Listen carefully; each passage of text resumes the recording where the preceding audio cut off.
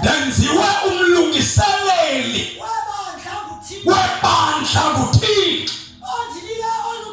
iBhayibhile linikwe uxanduva nguThixo. Ndiluthwala. Kukho abantu abathweswe uxanduva ngabantu, kodwa kukho abantu emhlabeni abathwaliswe uxanduva nguThixo. Abantu abathwaliswe uxanduva ngabantu bayehluleka kumaxesha athile. Abantu abathwaliswe uxanduva ngabantu abakwazi ukumelana nezimo ezithile.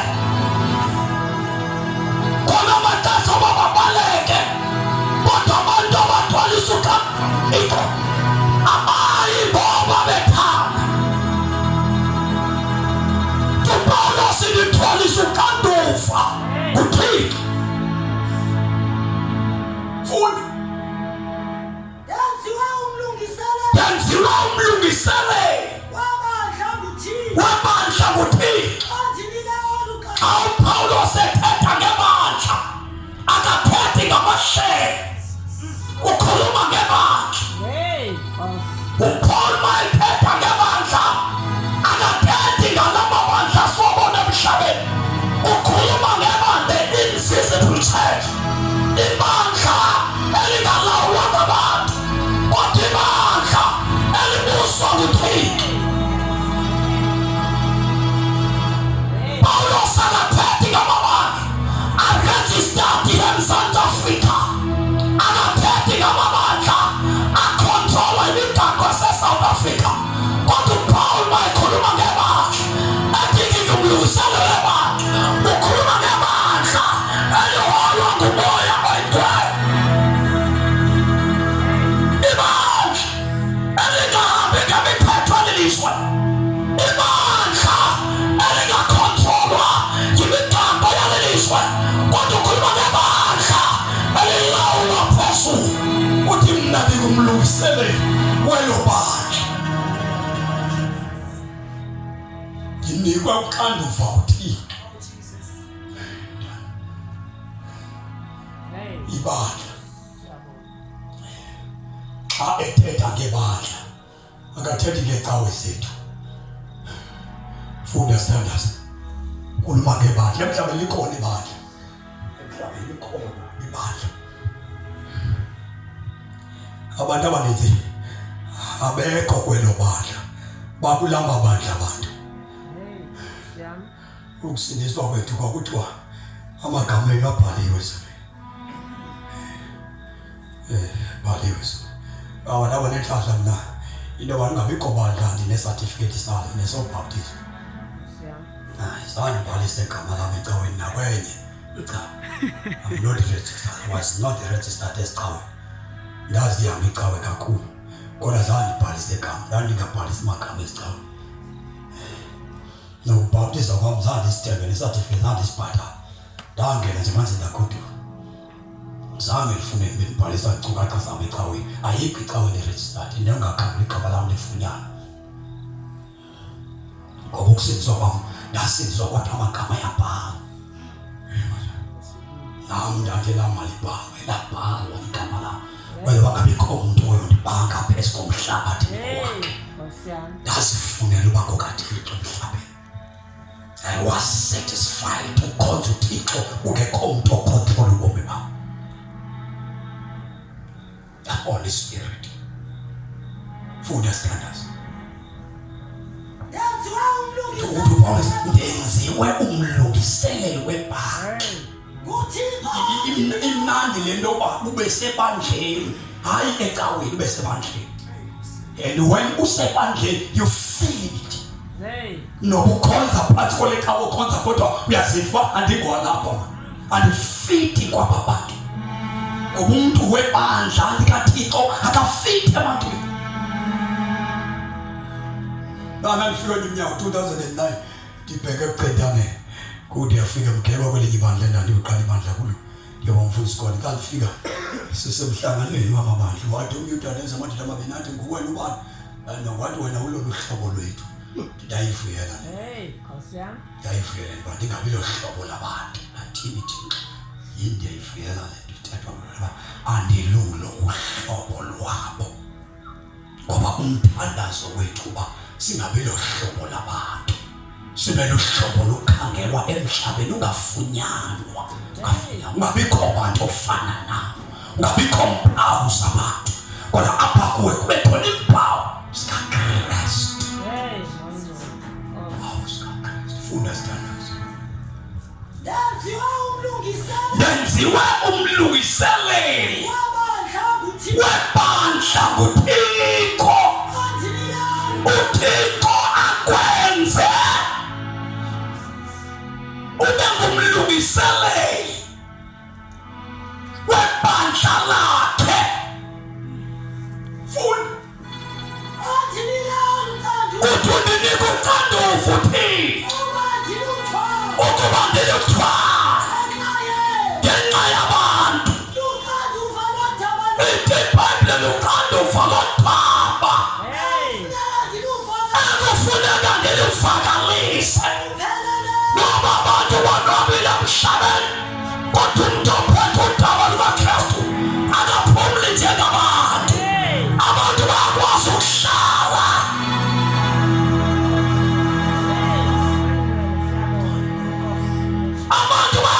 ukuhlala kodwa bakubakhonza bahlale kubafakalento kodwa abantu abaphatha udaba abavalelwa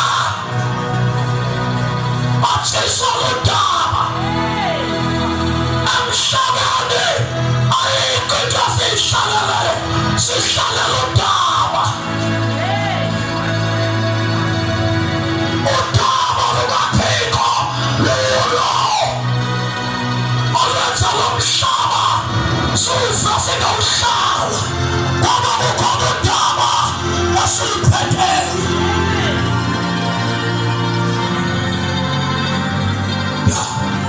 Udaba sithwele udaba,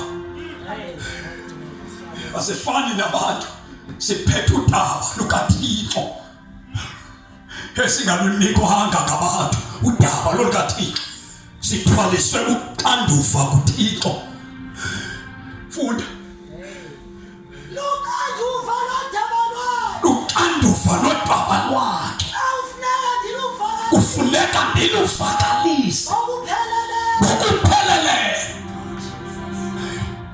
Pawulos uyala uTimothi uthi lushumayele Timothi udaba ngamaxesha avumayo namaxesha angavumiyo. Umsebenzi wakho Timothi shumayela udaba.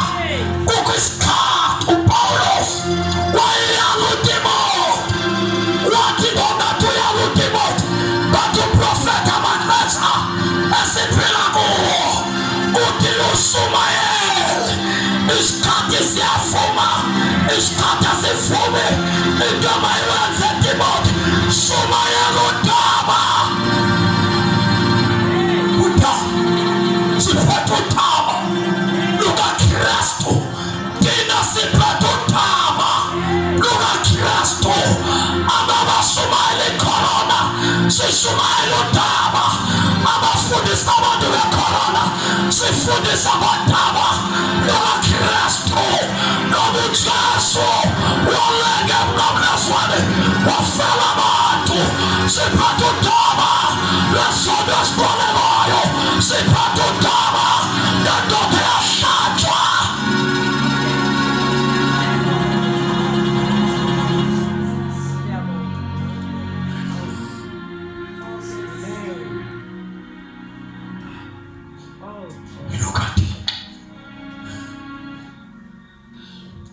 Ndiyiwazi abesishumayela kwizona ndithi nina funeke nihlanziswe nigajiswe ngoba uSathane nifaka amazwi amabi.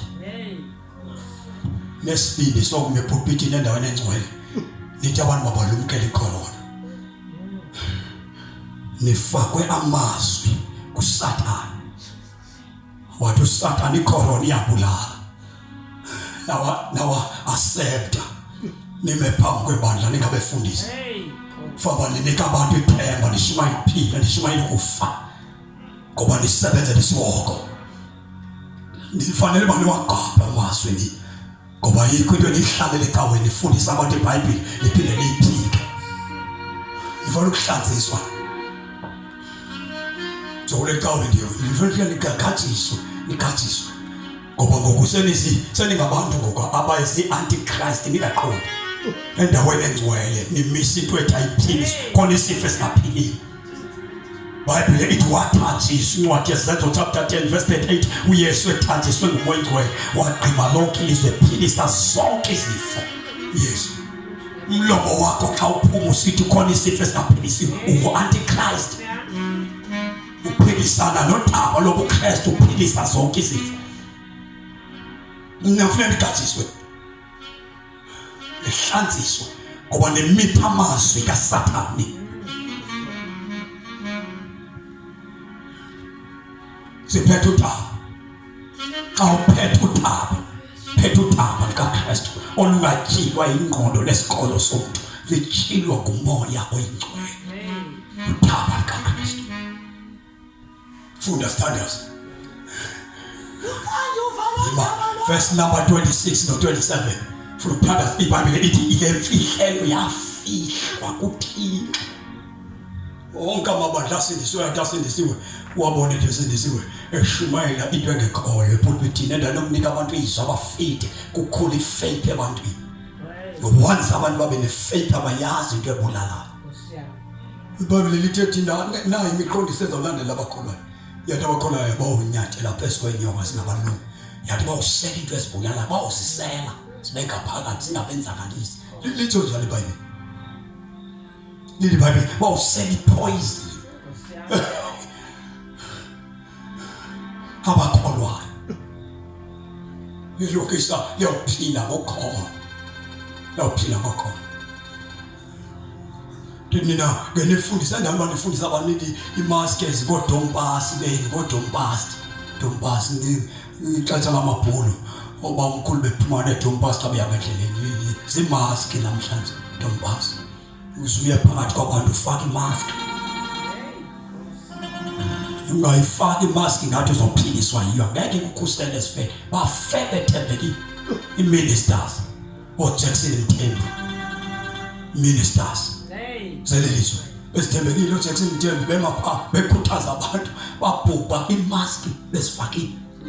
Fana. Benza yonke into ephethe umgaqo babhubha. Bafa. Fana nje. Nami zangaze. Nazi ngoba imask kudompasi lingathi ebantwini bancedwa zizo. Izo zakho kulentambo zamagqirha.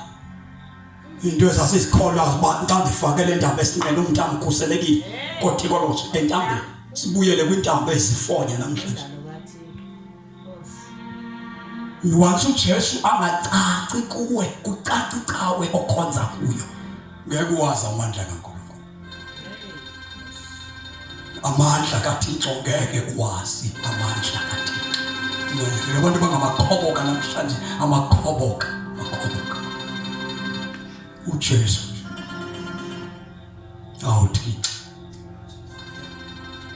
awufune standards na imfihlelo ke eyafihlwa kwasemaphakathi verse 26 khawuleza ndivakalisa lo mfihlelo yafihlwa abantu jonga kuvakalisa imfihlelo eyafihlwa kwamandulo kwisizukulwana ngesizukulwana yafihlwa lento echileke ukuthi namhlanje kwisizukulwana ngesizukulwana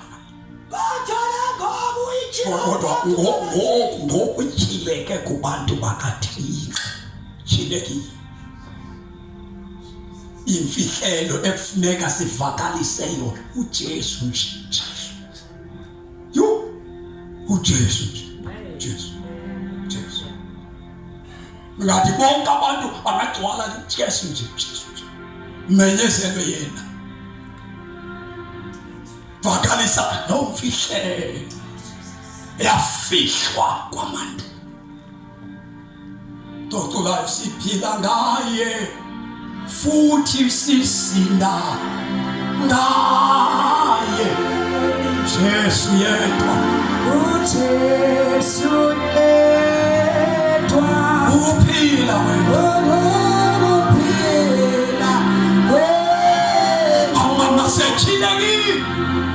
uyakwazi uba liphila ngayo. Yafika ekhaya besihluphekile, wathi ufika kwakho uYesu wathileka. Besuka ingqondo wathi ngihluphekile, ngazibona lisisitshele. Besuka into ephile, ngihluphekile, ngingenaboni lutho.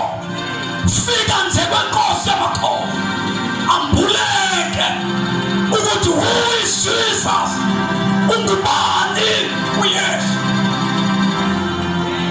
Wadwala kum into ethi nhlala emntwini, waphuma ubukhoboka, ngaboni lutho, eneliswa kukwazi yena. Oh madoda, what a privilege yokuchilekelwa, yokungasindiswa nje ungene kwicawa nje nilisindiswa, uchilekelwe into sekuyo.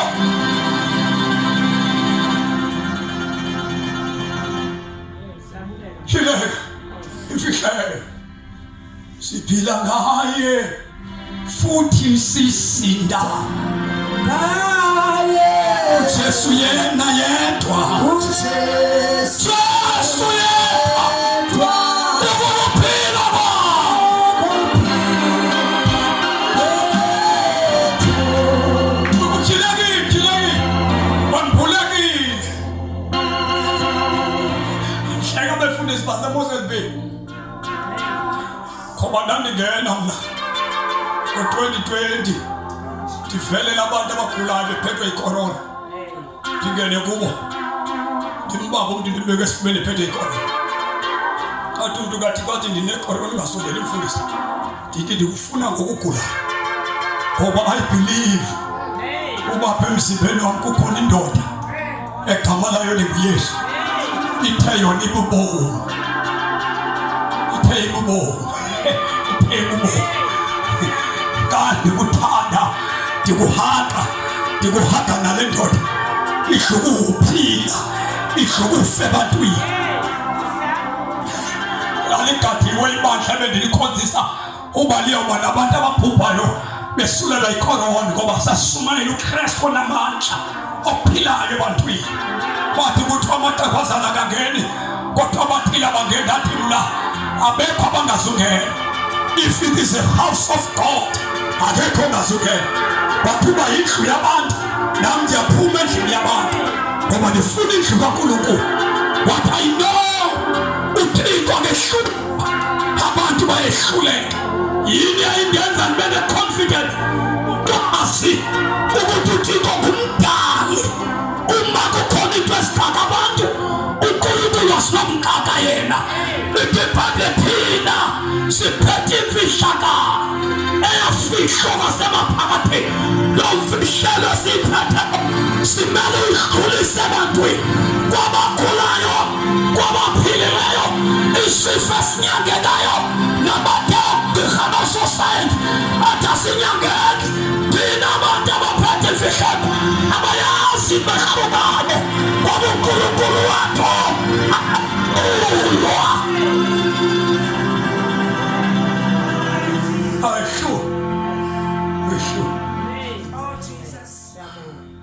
akeshu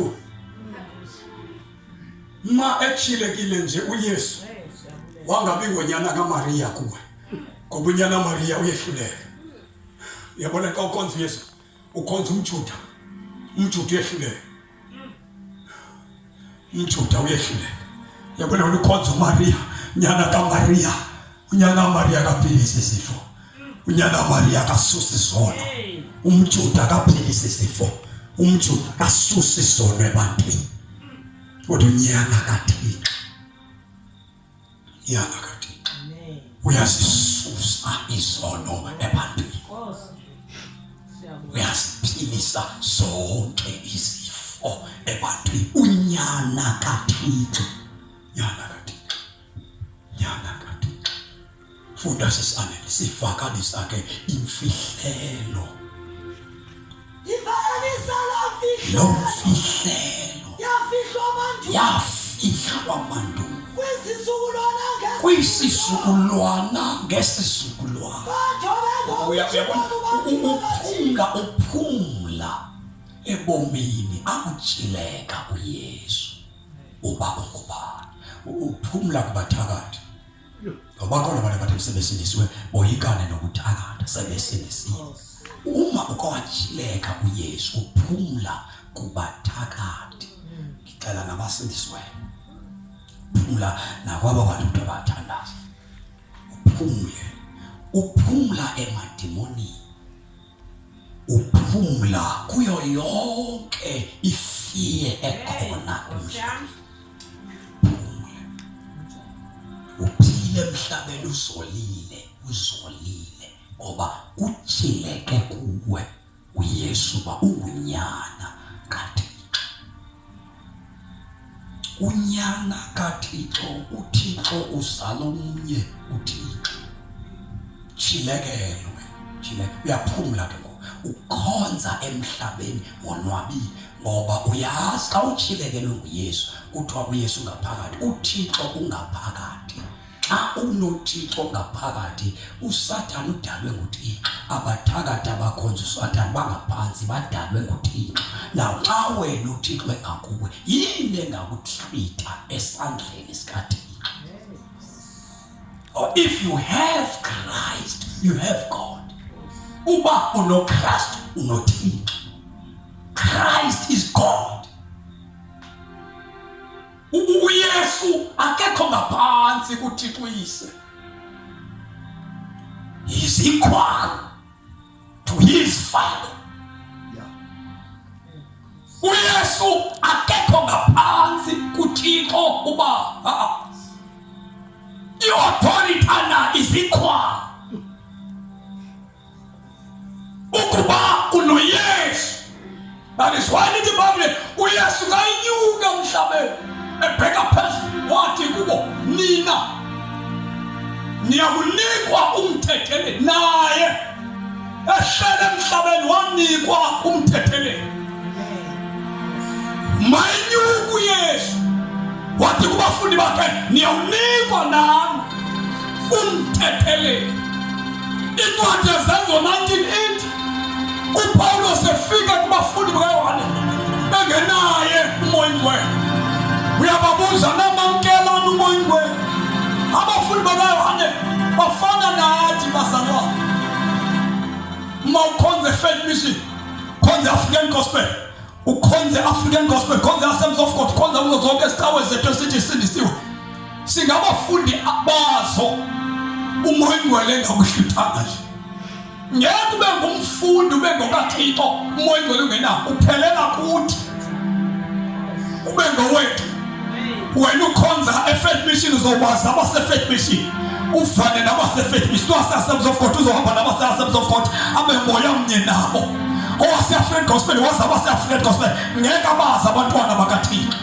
but abantu abazalwa nguKristu bezalwa ngumoya ingcwele bona bakonektana ngoHoly Spirit abamabandla bakonektana ngokwecawe zabo ngoba icawe necawe inomoya wayo uNkulunkulu unomoya wakhe abantu ababhekezule banikezwa umoya oyingcwele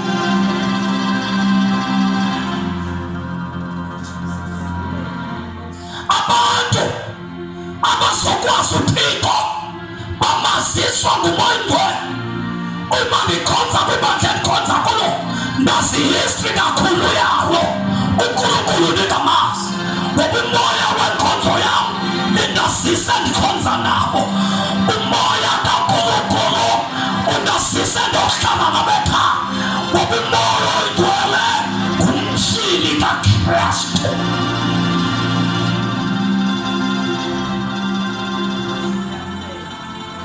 yabona basiphila nje into kufoka nawo ekukhulula ekoyikeni ukufa ukufika kaMoya Ingcwele akhile uYesu uMoya Ingcwele ukuqinisekisa ngezulu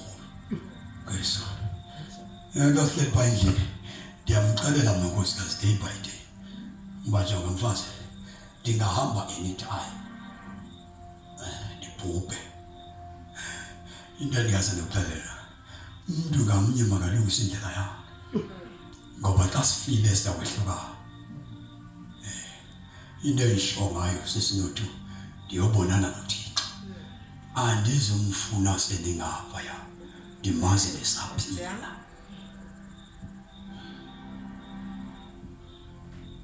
uMoyingcwele wandehlula nehlabathi wandehlula namawethu wandehlula nabantu wandenza into endiyiyo namhlanje lo mhlaba esinyathela kuwo andinafiye yanto ngenxa kaHoly Spirit. uMoyingcwele utyhila imfihlakalo sisithobeka imfihlakalo funda sesane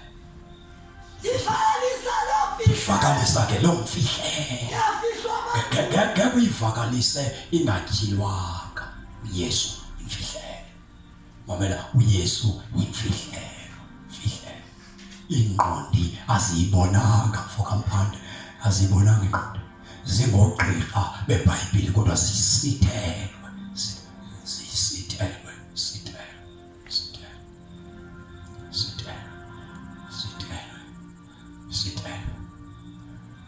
ingqondi sithelwe into esiyifumeneyo ingqondi sithelwe ngoba uYesu uyimfihlelo funda ivakalisa lo mfihlelo yafihlwa kwabantu kwisizukulwana ngesizukulwana ithi iBhayibhile kodwa ngoku ityhilwe kubantu bakaThixo. Yes sithobeka ayinguye nabani otshiswa into ekutshisayo. Uyazi xa kufika mgeba lento kuthiwa yi-lockdown, there is a power wendake ndayiva ndiseklasini ndifunda standard 8 kufika i-calling yabo lo mandla ndandiwakhangela mna ndiwafuna njengoba ndihamba nje ndihamba uzane ndiyazi uba ndihamba ndingabikho satisfied ngexesha ndihamba nditshintshanisa ukuba ngabefundisi kukhona into endiyifunayo ma kodwa the day kuza announce into ye-COVID uba kuyavalwa zinkolo I feel the power eyafika ndiseklasini yahlala phezu kwam kwagcwala kum into ethi thatha isound yakho uyifake ngaphandle ukwazi imangapho kwifestile lento ekhona lempama ifole xa ndimemeza mani kukho ipower you Jesus ngathi yandifuku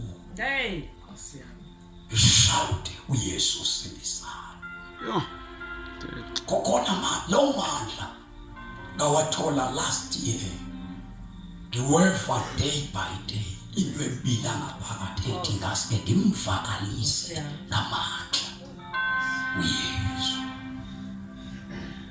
imfihlelo bazalwa eyafihlwa kwabantu ngoku njena ityhiwa funda sisane kubani imfihlelo divanisa lo mfihlelo hamba sisane yafihlwa mantu kwisizukulwana ngesizukulwana kodwa ngoku ityhiliwe kubantu bakaThixo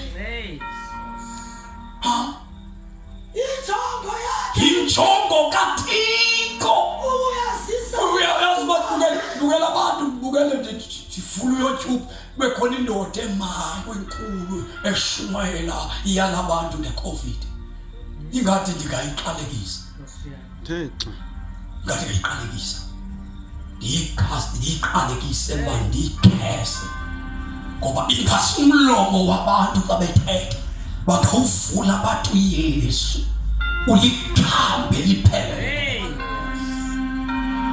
ngathi umhlaba kodwa abantu abathini iBhayibhile ingathi bangathi uYesu yena yedwa uYesu yena yedwa ukuphila kwabantu wahlula izinto ezingenabahlula mntu uYesu yedwa ukhupha abantu kwi-drugs namandla. Since prostitute unamandla, ayikho into enamandla njengesondo emntwini. Oh yes, awahlula amandla esono. Yini engamehlula? Umuntu okwazi udibanisa inxila ayihlanganise nezulu. Umuntu okwaziyo ukuvulela umoya ongakwazi ukuthandaza amvulela izulu. Ikhona into engamxaka manje. Imfihlelo ivakalisa yona 27 ane injongo yakhe injongo kaThixo uyasisa kubantu mayikhangela thina sisiye esikhonzweni zethu ujonga uba iyaziswana kubantu bakhe imfihlelo. Ikondoda ke kuthiwe indoda lesimo kuthiwa inezikilelo lendoda inezikilelo. Indoda into nezikilelo manje ikhila nje ba ingilosi ethi igama la into ethini. Umuntu aqebi awa yonke engathethi ngoYesu kodwa kuphula kwathi isandla kuthiwa hayi abantu uyachila nezikilelo. Uthi kaca kwesikilelo aphuma abantu bethu uquzile indlela anazikilele ngayo. Jesus. Iphele apha. Yo. Igama elithile lithethe ukuthi igama elithile lithethe ukuthi igama lesiyebhere lesigreke ngesigrekile sizawuzenzani isigreke ngoba sinamampondo. Waze wayiqhuza ngento engekhoyo sizawenzani amagama esiyebhere namagreke ngoba asingawo amagreke. Ngamagreke angeqhwaba izandla xa utsho amagama ngoba akuva ngcono. Simply of the best. Hey. Imipheli awathi ingilosi ethi umsebenzi wayo into ethile sizayenzani? Sizayenzani uba umsebenzi othile wengilosi ingilosi ezulwini yenza sizayithini? Yehluleka ingilosi umuntu emhlabeni yawa yalana namagama omhlaba sizayenzani thina? We are above ingilosi thina. Jesus. IBhayibheli ingilosi usenze omoya uthi isikhonzi sakhe usenza amalanga omlilo.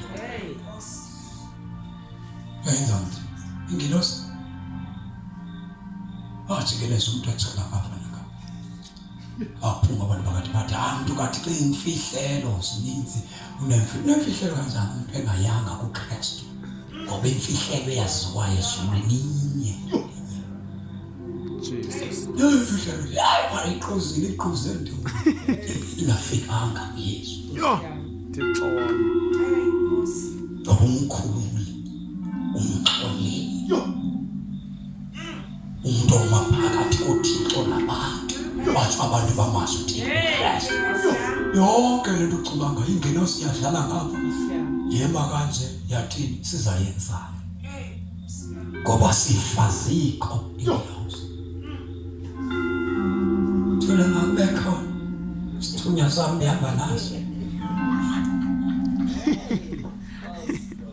siphupaziko sifeziko bafa abantu zathi sifikile nazo emhlabeni zafike zawo ezonweni. Ukindoda iyazama yahlala 9 months esibelethweni sentombazana yaba ngumuntu yathatha umuntu yaphila for 9 months yayikhulula ingubo yayo yokuthi ibeka phansi yehla ezemhlabeni. Yahlala for 9 months yazama yaphila for 30 years ingumuntu ncakazana. Lo ndoda yemka yayiKalvari uthocula incwadi yamatyala yabethelelwa nalo ndoda. Asiyinquli ngoba sizikhethele yona yaordeinwa lizulu uYesu noba umhlaba ungangamfuni yayizokwenzana loo nto inothintana izulu lamvuma lamthoba leze emhlabeni. Hey uyena yedwa okwazi ukuxolela isono somuntu abhekane nomona amtshintsha amguqula. Xa uthethwa ngaye bayaphila abantu. Xa kuvakaliswa yena izono ziyesuka ebantwini. Xa kwanda yena ongena themba uphume nethemba. Yena yedwa othi kakusunelwe yena waphume bengenasiza abantu. Yena yedwa othi kakusunyela indaba zakhe akhulule abantu kwimbophelelo zokoyika ukufa. Obusatha khona abantu abafuyelelayo xa bephupha, ababophelele kwimbophelelo zokwesaba ukufa. Kodwa makusunyela indaba zikaKristu abantu bayaphuma kwimbophelelo zokoyika ukufa. Nje phambi nguye imfihlelo eyaziwe ezulwini. Noba singeza nezethu izambotshe kodwa ezulwini kwaziyimfihlelo yodwa. Funda sisamele jongo kaThixo ukuba abantu bonke bazimfihlelo. Fihlelo exabiseke kunene iqaqambileyo yemfihlelo ilungisela bonke abantu. Nansi imfihlelo, fihlelo nansi izofuna uhlela apha manje. Thanda izandla zethu. Siyabulela manje. Maningi abakholwayo kodwa abayiboni imfihlakalo. Maningi abakholwayo abayiboni imfihlakalo. Abanye ngenxa yokungayazi imfihlakalo baphele sithi basindisiwe. Kwavela abaprofeti bamanzi babanika amanzi bawathatha amanzi. Abanye bathe ngenxa yokungayazi le mfihlakalo kwavela i-oyile babanika abantu i-oyile bayithatha i-oyile. Kodwa abantu abazile mfihlelo ilizwi lenkosi uYesu lathanjiswa ngomoya nakakhe. Jesus. Thank you, Jesus. Abanikwa oyile.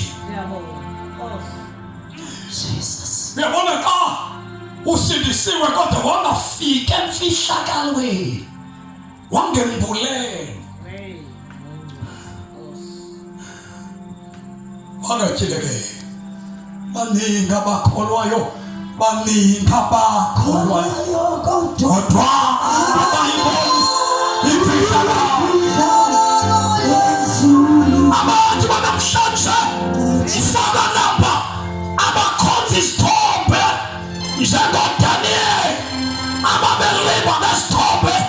Kodwa abantu banamhlanje bakhonza isithombe ngamabandla abo, zindawo zabo ngabefundisi babo zizona zithombe zabo. Ayikho into eyakhiweyo yamiswa njengesithombe. Kodwa indawo yakhe uqula yona umuntu.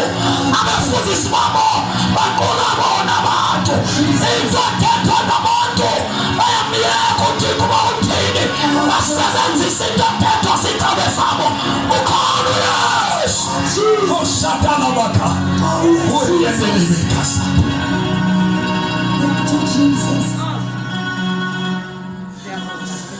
Uyazi bakho abantu abazawubhubha bebhubha abalahlwe nguThixo bebethi basindisiwe belahliswe kuba umoya wabo bukufuna ukulandela intando kaThixo. Bacindezelwa bubukhulu babantu ababaphetheyo. Bathi kungcono sithobele ngoba abantu izithobeka xa umoya ingcwele engakufikelanga kilo uKristu. iBhayibheli eli ingakujija ukwivesi phaya abemangazo abantu abalahlekileyo belahlekisa ibandla. Bantu kuthiwa thobela basemagunyeni, thobela abefundisi bakho. Mamela likhona ivesi eliphamgqiba elithi bekuyihlo nonyoko ukuze imihla yakho iluleke. Uyabona ukusenziwa kwami umama ndamthela ngoba umama wayefuna ndikhonza abakowabo abaphansi ndehlukana nezinyanya zasekhaya mna ngenxa yokulandela uThixo ndalephula kudala elafisa akekho umuntu osenziweyo ongangalephula. uThixo xa ethi makubekwe abantu abasemagunyeni kuthiwa abantu ababekwayo ongabahlonipha ngabahambisana nentando kaThixo. Awuzuhlonipha nomuntu yakhe man, Jesus. awusindisiwe awukho phansi komthetho kaMoses usentweni eyiyo. Incwadi yamaHebrew chapter 10 verse number 19 ithi uThixo wavula indlela yokuba wonke umuntu aziyele.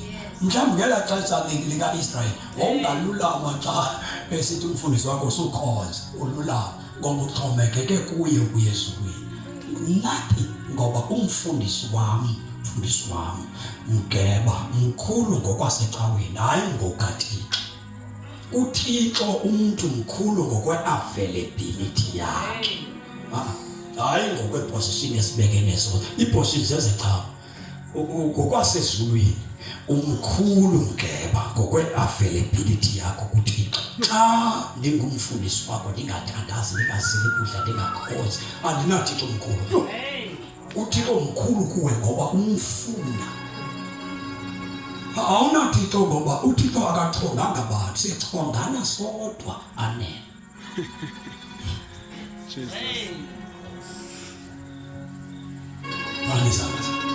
Umuntu wele xa ungenaye ungaphilekelwanga ayikho into enqandayo Thixo ayikho into enqandayo.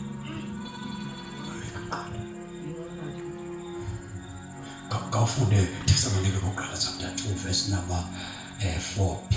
Khawuleza sivale ngale ncwadi sizovula amehlo kusigoduke. Lalela sithandaza. Uyabona nje umqadi kukhona lento ikhona ngonina nenhlahla